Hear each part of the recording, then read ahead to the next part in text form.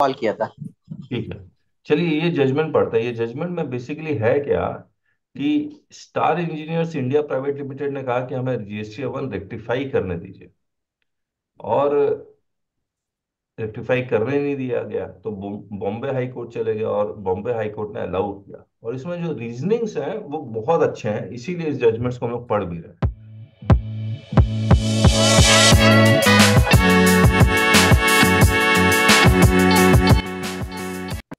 14 दिसंबर 2023 का। For seeking approval to modify oblique amend GST 1 for financial year 21-22, dated 11 September 2023। ऐसा कोई judgement अभी तक नहीं आया जहां पर जीएसटी 9 और 9C को रेक्टिफाई करने के लिए कोई जजमेंट आया है।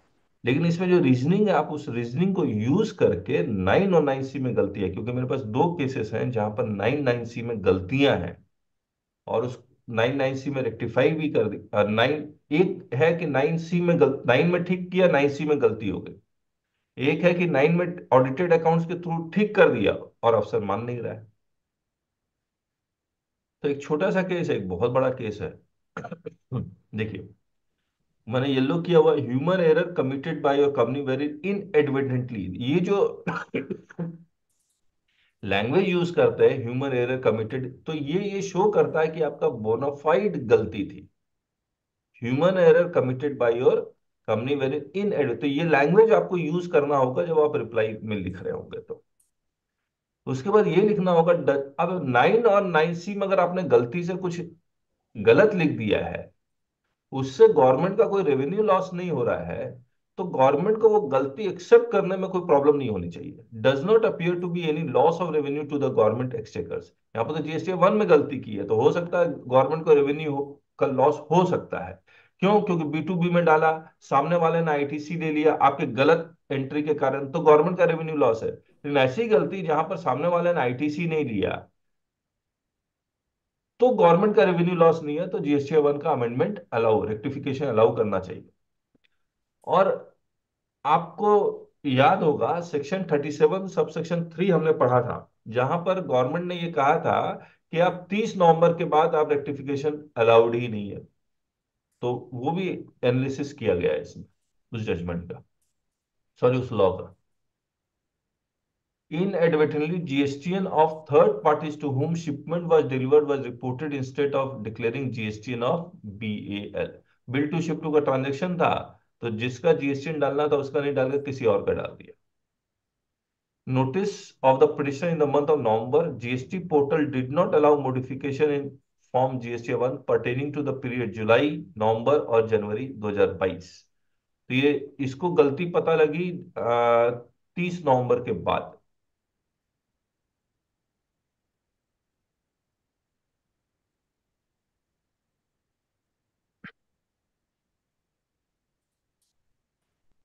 A petitioner be allowed to rectify Form GSTR 1 to correctly reflect the particulars which will resolve the whole issue.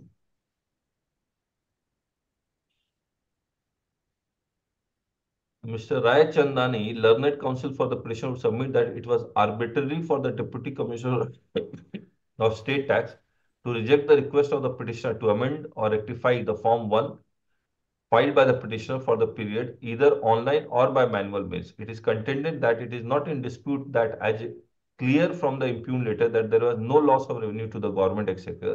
However, on a pure technical ground, the provisions of GSTR portal prohibited any adjustment post the due date. The petitioner request has been rejected. It is submitted that such technicalities ought not to defeat the requirements of justice. तो ये सब yellow line वही किया गया जो इसको आपको reply में यूज करना है।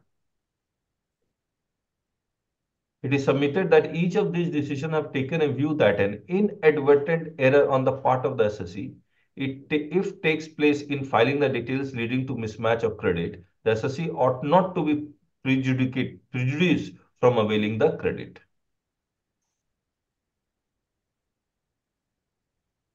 Section 42 or 43 shall upon discovery of any error or omission therein rectify such error or omission। अब ये सेक्शन 42 43 डिलीट हो चुका है, जो आप सेक्शन 37 देखेंगे तो as may be prescribed and shall pay the tax and interest if any in case there is a short payment of tax on account of such error or omission in the return to be furnished for such tax period। अब देखिए कहानी समझिए।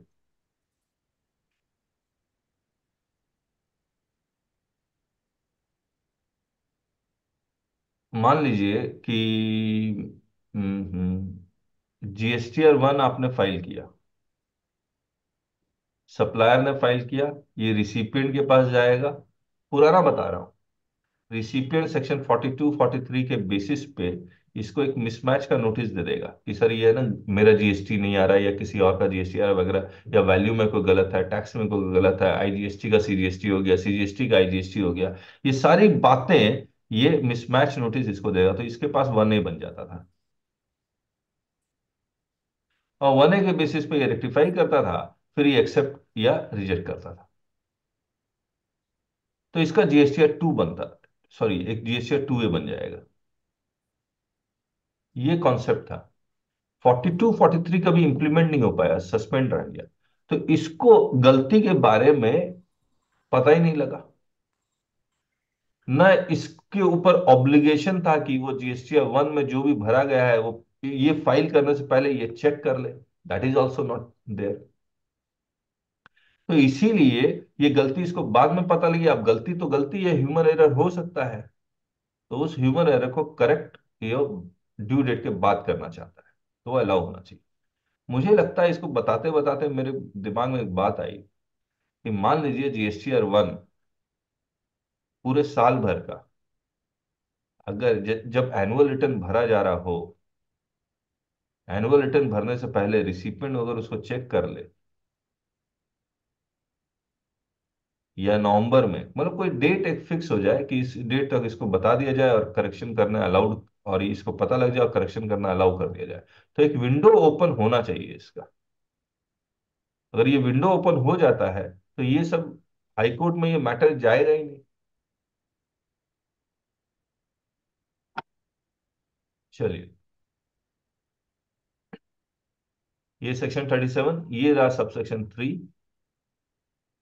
Any registered person who has furnished the details under subsection 1 for any tax period and which have been, ये delete कर दिया ये वाला, for the taxpayer shall upon discovery of any error or omission therein rectify such error or omission, और provided that, यहां पर ये last date डाल दिया for the month of September, और annual return whichever is earlier, later होता तो काम हो जाता।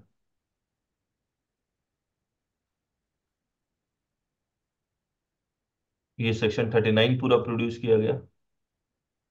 अब देखिए सेक्शन 37 का जो सबसेक्शन 3 है उसको इंटरप्रेट, जो सितंबर और एनुअल रिटर्न का जो लास्ट डेट देता है, तो कोर्ट ने क्या कहा, section 39 need to be purposively interpreted, किस पर्पस के लिए बनाया गया उसी पर्पस के लिए उसको इंटरप्रेट भी करना है। And that there would not be any scope for any bona fide and inadvertent rectification or correction। मतलब अगर ये, मैं पूरा पढ़ता हूं paragraph,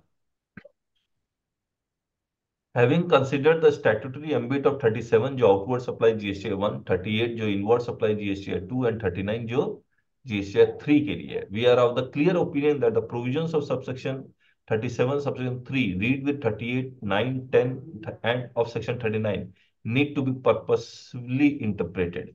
We cannot read subsection 3 of 37 to mean that SSC would be prevented from placing the correct position and having accurate particulars in regard to all the details in GST returns being filed by the SSC, and that there would not be any scope for any bona fide and inadvertent rectification or correction।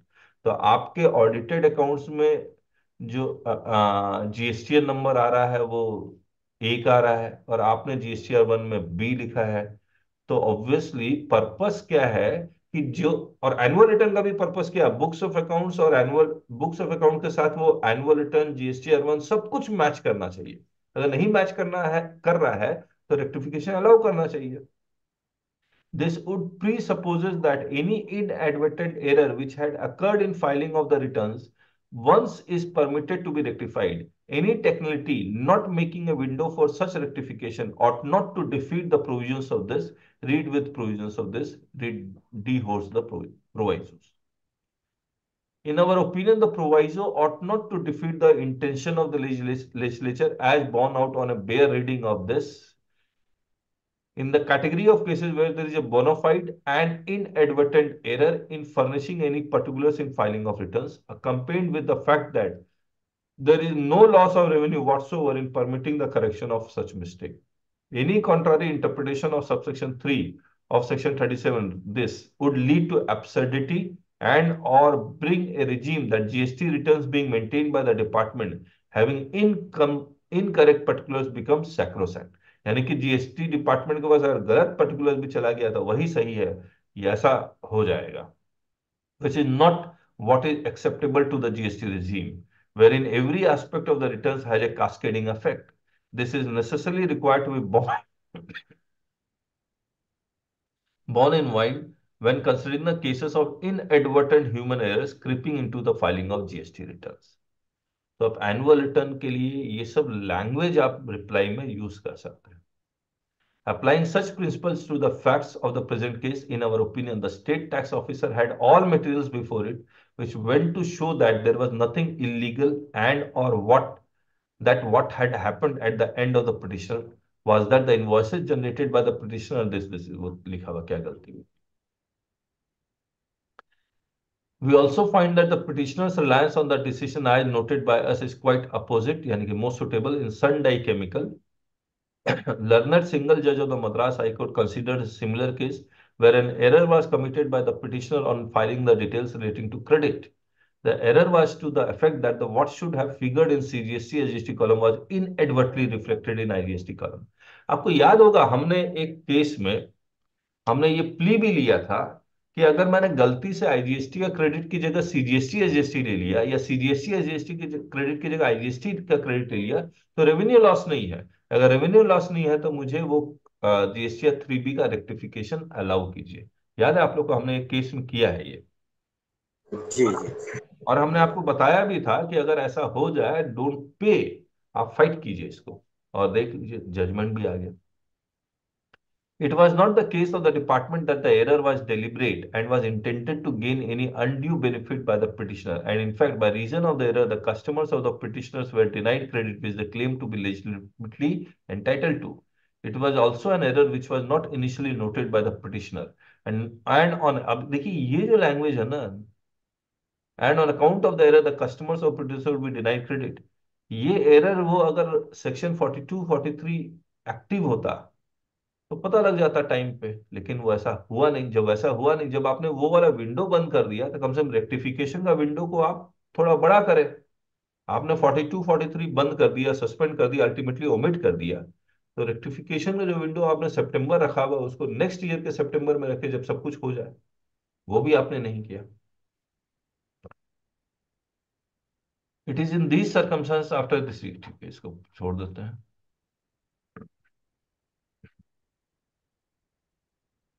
It would lead on interpretation of the provisions as made by us and the common thread running through the decision as noted above.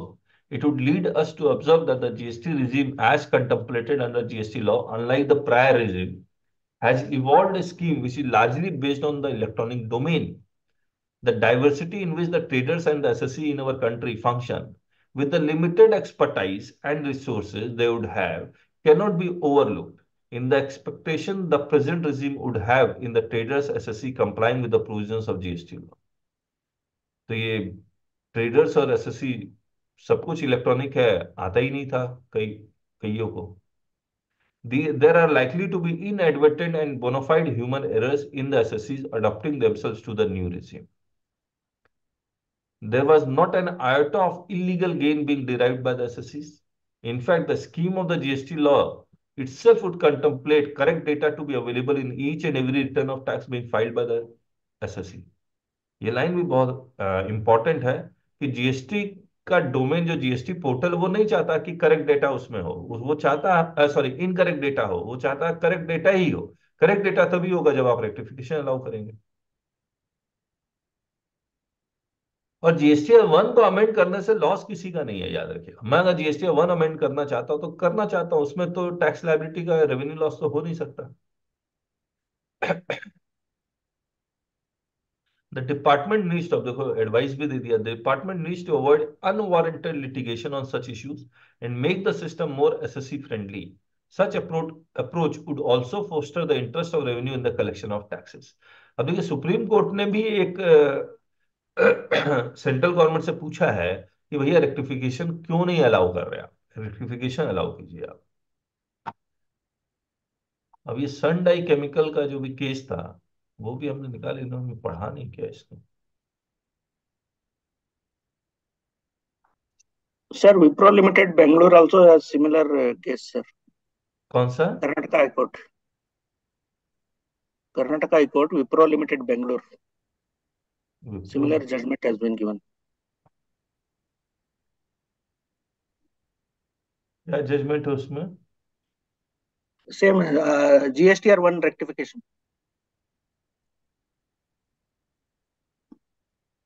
Sir उसमें वो था, supplier की mistake थी, तो इसकी वजह से recipient को इनपुट अलाउ नहीं कर रहे थे, तो बोल रहे थे कि हमें रिटर्न रिवाइज करने का मौका दो।